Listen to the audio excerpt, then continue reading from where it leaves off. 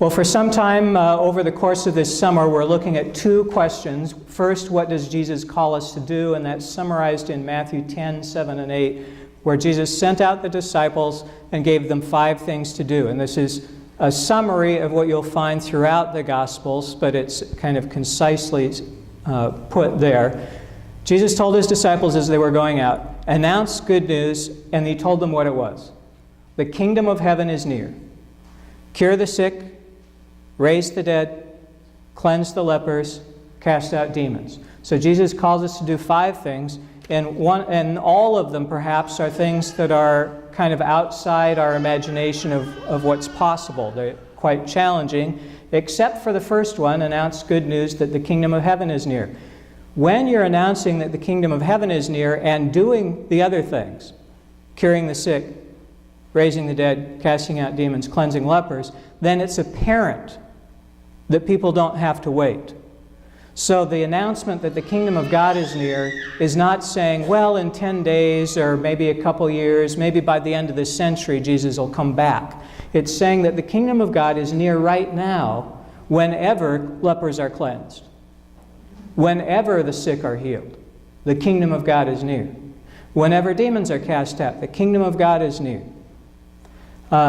So when we look at the things Jesus calls us to do, then one immediate question that comes up is, how can we possibly do that? How does God equip us for that task? So we're looking at those questions.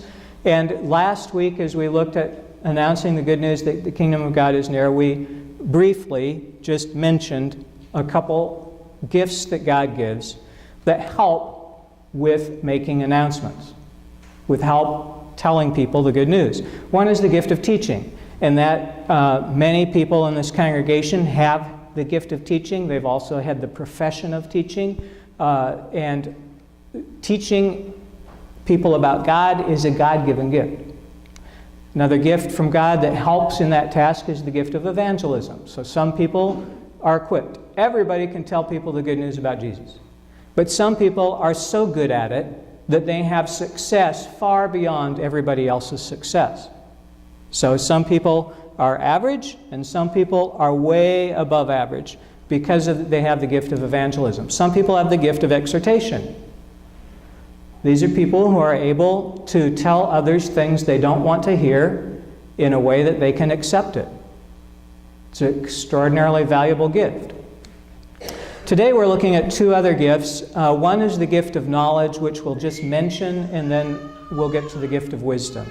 The gift of knowledge is knowing things that you wouldn't otherwise know. So you have lots of things that you've memorized, lots of things you can look up on the internet, but every now and then you will just know something even though you don't have any facts to support it.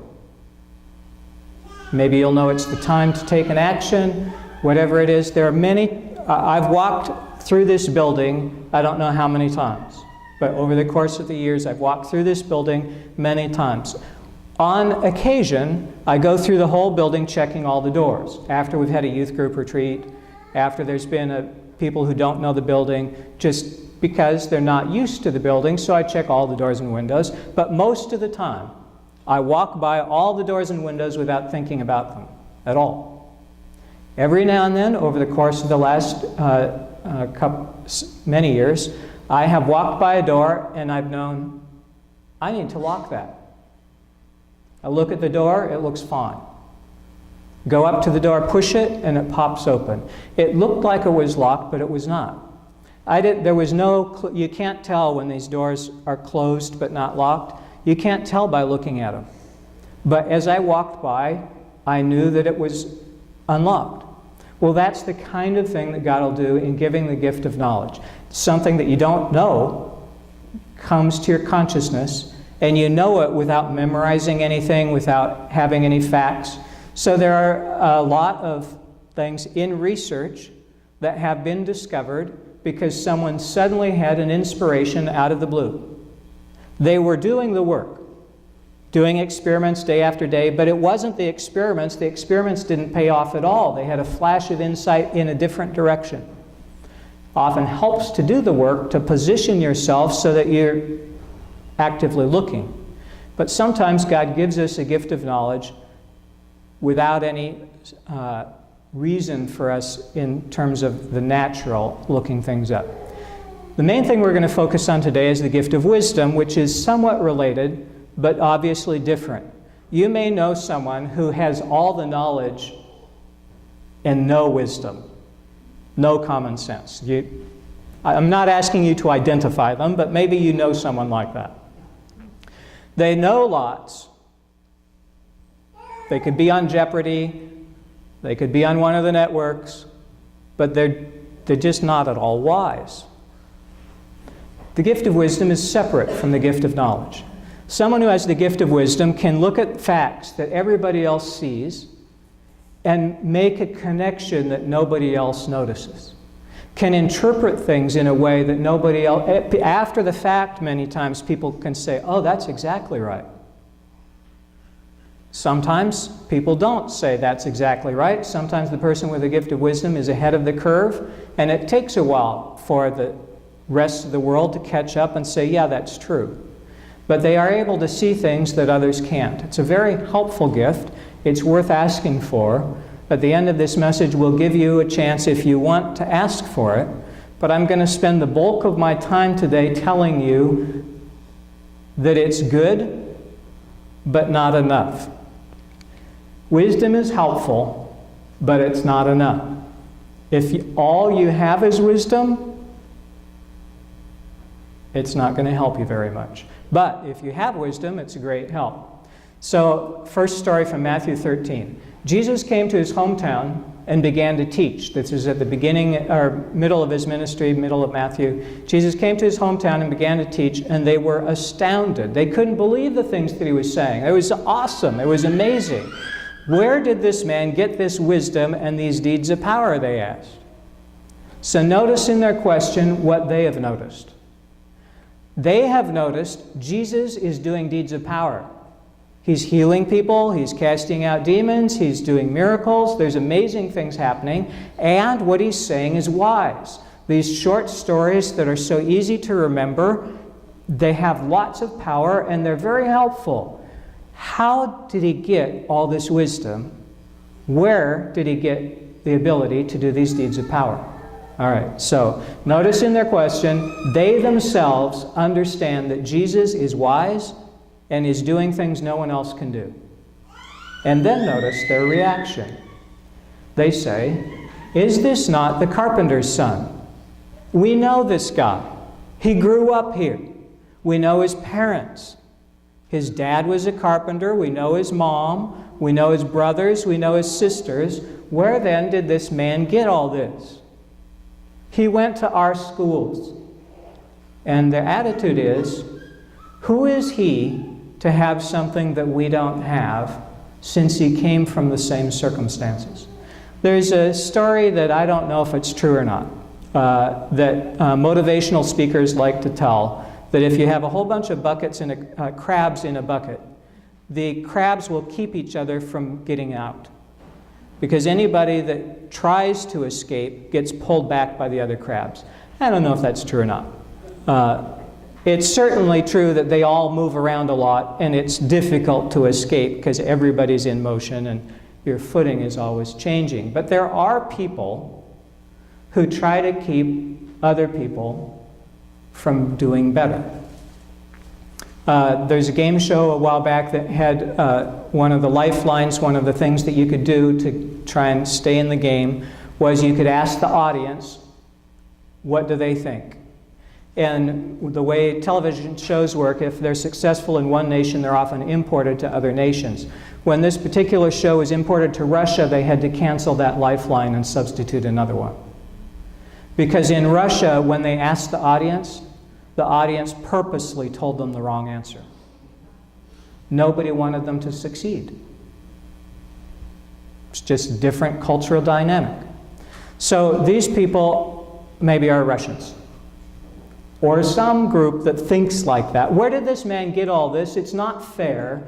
He should be like us. They took offense at him because he was wise and because he was doing deeds of power that were helping them. So the first point about wisdom, if you think, oh, if only I'm wise, then my life will be better. If you are wise, people might become offended because you are wise. If you tell them good advice, they might become offended at you because you helped them out. Not everybody, but some people are like that. So wisdom won't keep you out of trouble. It won't protect you from people who are jealous. So in our commentary on wisdom is helpful, but it's not enough. That's the first of 2 points about how it's not helpful. The second, and that point was, other people may not value your gift and may make your life hard. The second reason that wisdom is helpful, but it's not enough, is that you yourself might make decisions that are not good, even if you're wise. We're going to look at the story of Solomon. It's in 2 Chronicles chapter 1. God appeared to Solomon. This is at the start of him being a king. God appeared to Solomon and said, "Ask what I should give you." This is the wish of all kinds of literature and all kinds of people who fantasize about genies in a bottle. If only I had that magic lamp and rubbed it and got my 3 wishes. And that's what Solomon had. God appeared to him in a dream and said, "I'm going to do whatever you ask. What do you want?" What would you ask? Solomon said, "God, you've made me king. I don't know how to rule this people. So give me wisdom and knowledge so that I can rule your people well. I want to do well what you've called me to do. You've put me in a position of great authority. So I want to be able to do that well. So I'd like wisdom to be able to do that." So God's response was, "Because you've not asked for possessions, wealth, honor, or the life of those who hate you, and because you've not even asked for long life for yourself, I'm going to give you wisdom, so that you may rule these people well. I'm going to do exactly what you asked.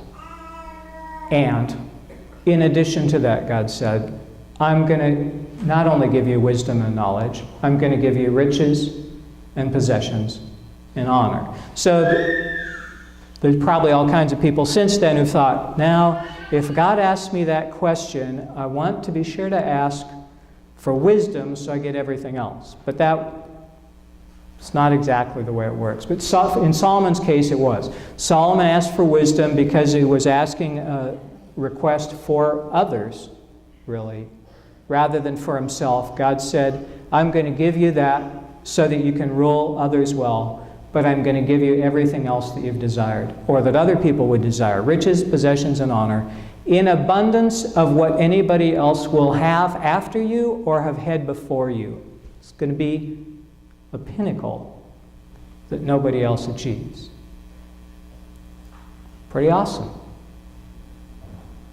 And at the end of his life, it's not really sure if Solomon went to heaven or hell. You can have everything in abundance and still make desperately wrong decisions that lead you on a trajectory sometimes away from God who loves you and who is providing the gifts that you are receiving. So if someone says, "I wish I had wisdom so I wouldn't make any mistakes," that's not why you get wisdom. Wisdom won't do that for you. Someone says, "I wish I had wisdom so I could do everything right." If you think about this a little bit, those of you who are perfectionists, I want to do everything perfectly. What you're hoping for is to not need Jesus. Jesus died on a cross so that we can be forgiven of our sins. And someone who wants to do everything perfectly is wanting to not need Jesus. You have the ability to fail built into God's system. It's okay for you to get things wrong once in a while. It's not healthy, it doesn't bring the best consequences, but it's part of life. If you want wisdom so that you'll do everything perfectly, it doesn't work that way. God will never give you a gift that won't help you need Jesus, and God will never give you a gift that won't help you need to not follow God. But Solomon, when he got the gift of wisdom, forgot that he needed God. So this is a story from after he got wisdom, The Queen of Sheba heard about all his wealth and all his wisdom, so she came to see. Traveled a huge distance. She came to test him with questions. The own private jeopardy appointment. She came with camels bearing spices, very much gold, and precious stones, and there was nothing hidden from the king that he could not explain to her. So she asked some stumping questions that he didn't know. It was hidden from the king. But God gave him the gift of wisdom to be able to explain it. It's a great gift. And she was astounded. She was astounded at his wisdom, at the house that he lived in, at the food that he ate, at the seating arrangement of the people. She was astounded at the servants. She was astounded at their clothing, his valets, and his offerings to God. She was overwhelmed. She said, I didn't believe the reports until I came and my own eyes had seen it. I heard about you, but I didn't believe it. But what I heard, that wasn't half of what's going on here. I heard less than half of what you're doing, and I said, no, that's not possible. This is amazing what God's doing with you, in you, and through you. Your wisdom and prosperity far surpassed the report that I'd heard. Jesus says, this woman's going to testify at the end of time because she traveled such a long distance to see wisdom. And Jesus and the wisdom that he gives far surpasses that. But some people don't go the next door to see the wisdom of Jesus. It's worth going to see things that are astounding. But wisdom by itself won't help you. So the queen says, blessed be the Lord your God who has delighted in you. And if Solomon had maintained her attitude, his life would have been better. If Solomon had kept on saying, blessed be God who's delighted in me, that would have made his trajectory very different from what it was. She gave the king 120 talents of gold. The minimum that this would be, 1 talent minimum would be 60 pounds. By the time of Jesus, it was about 130 pounds. But let's go with a minimum. So 120 times 60 pounds of gold times troy ounces times the current, it's a lot of money. A great quantity of spices and precious stones. The weight of the gold that came to Solomon in 1 year, not counting her gift, just the average was 666 talents of gold. He was swimming in money. And every 3 years, the fleet used to come back bringing gold, silver, ivory, apes, and peacocks. I don't know if that'd be good for you or not, to have extra apes running around your house helping out. But you know that up the coast a ways, there was a zoo by a newspaper empire at one time. And so in Solomon's day, they wanted a few apes and peacocks around for people to see. He had lots more riches, all detailed in the Bible. And the next chapter starts talking about what it was really like. King Solomon loved many foreign women. Now, you have to know the context because we're not talking about a beauty pageant with Miss Venezuela and all the other. It's okay to say that people of every nation are attractive and valuable and wonderful, but Solomon married all kinds of foreign women that God had said, do not associate with these people groups, because they're going to turn your heart away from God. They have false gods. They have their own gods that are not yours, and if you intermarry with them, if you get in close relationship with them, it will pull you away from God who loves you. Don't do it. Solomon had wisdom.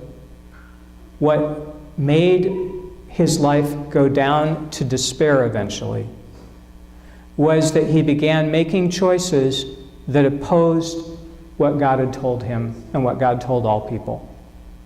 God had told all the people in that community, don't marry these foreign women, and Solomon started loving them one at a time.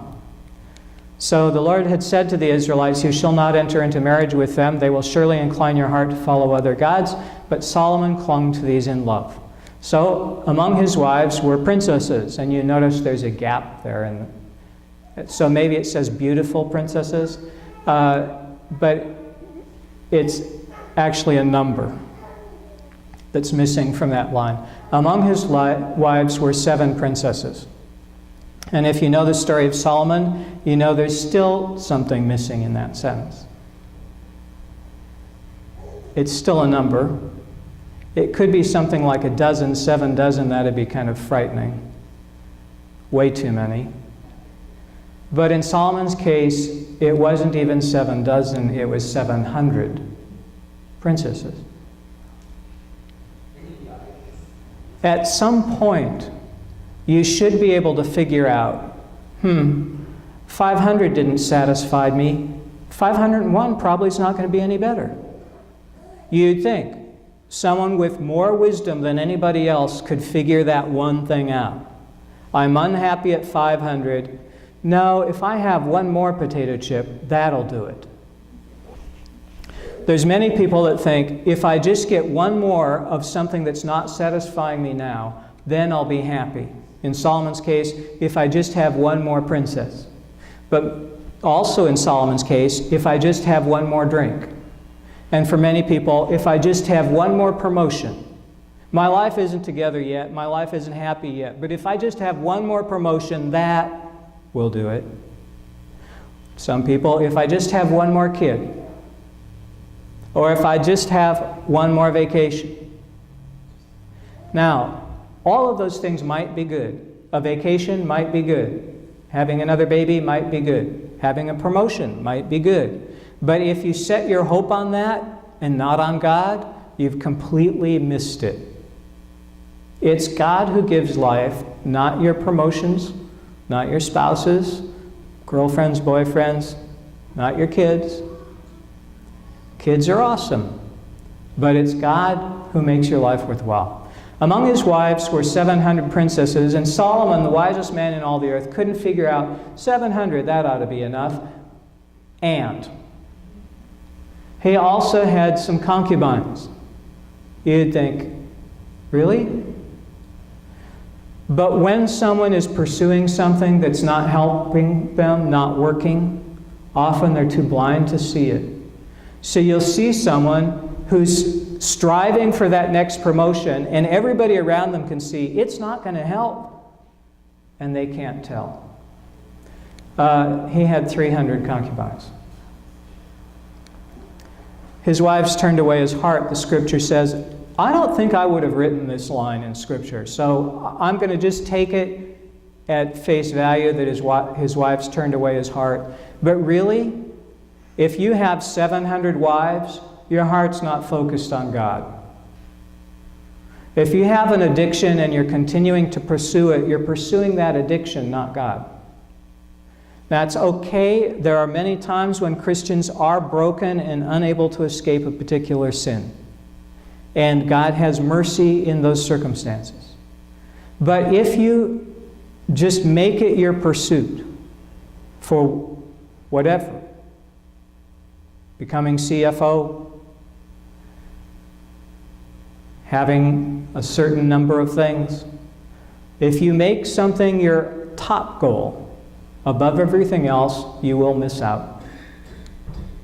When Solomon was old, the text says his wives turned his heart after other gods, and his heart was not true to the Lord his God, as was the heart of his father David. This verse is very helpful and instructive if you know the story of David. Because David did some really rotten, lousy things in his life.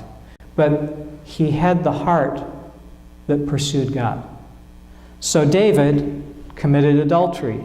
David tried to cover it up. Then David had the man who had the husband killed. Not good, any of those.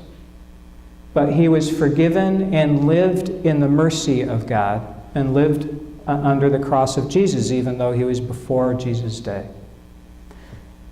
The thing isn't perfection that God is interested in.